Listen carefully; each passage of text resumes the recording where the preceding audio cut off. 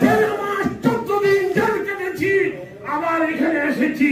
মনে রাখেন, বিএনপির বিভিন্ন হাইব্রিড নেতা যারা আমাদের বিরুদ্ধে সাক্ষী দিয়েছে, যারা আমাদের বিরুদ্ধে বিভিন্ন ভাবে প্রপাগান্ডা করেছে, তারা আজকে আবার মামা পাইনা আমি আপনার দলের বিএনপির পদ পদবি নিতে হবে, সাবধান হয়ে যাও।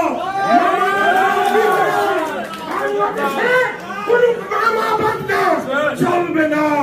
বাংলাদেশে জাতীয়তাবাদী দলের পতাকা দ্বারা 17 বছর লালন করেছে, ঠিক তাই হবে, তাই আছে।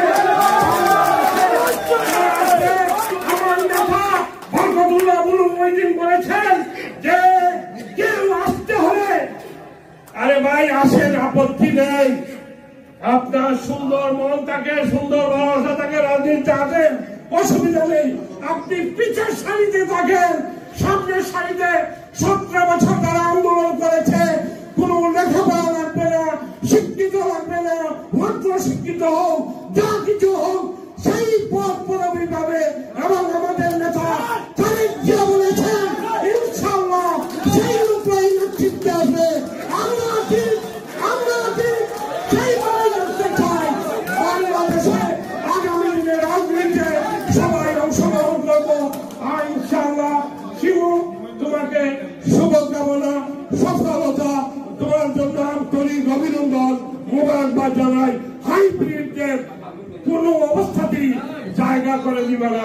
গোবিন্দগঞ্জ কলেজের একটা কথা আমি ভুলে গেছি, গোবিন্দগঞ্জ কলেজ আসতে গেলেই মনের মধ্যে আমাদের প্রাণ প্রিয় গোবিন্দগঞ্জ কলেজের প্রিন্সিপাল জনাব সিরাজুল ইসলাম, আল্লাহ যেন জান্নাতবাসী করেন, তার অনেক উপদেশ উদাহরণ বিএনপির জন্য, আমাদের সাইফুর রহমানের জন্য উপদেশ দিয়ে যেতেন। এই নেতা আজকে আমাদের মাঝে নাই। উপজেলার গোবিন্দগঞ্জ এলাকা, সেই এলাকায় এখানকার যারা সিনিয়র নেতৃবৃন্দ আছেন সবাই গিয়েছেন।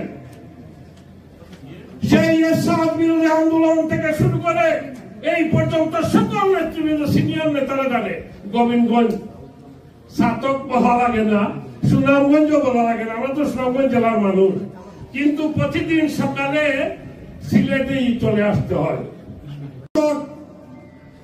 উপজেলার গোবিন্দগঞ্জ এলাকা, সেই এলাকায় এখানকার যারা সিনিয়র নেতৃবৃন্দ আছেন সবাই গিয়েছেন। সেই এরশাদ বিরোধী আন্দোলন থেকে শুরু করে এই পর্যন্ত সকল নেতৃবৃন্দ, সিনিয়র নেতারা জানে গোবিন্দগঞ্জ ছাতক বলা লাগে না, সুনামগঞ্জও বলা লাগে না, আমরা তো সুনামগঞ্জ জেলার মানুষ, কিন্তু প্রতিদিন সকালে সিলেটেই চলে আসতে হয়।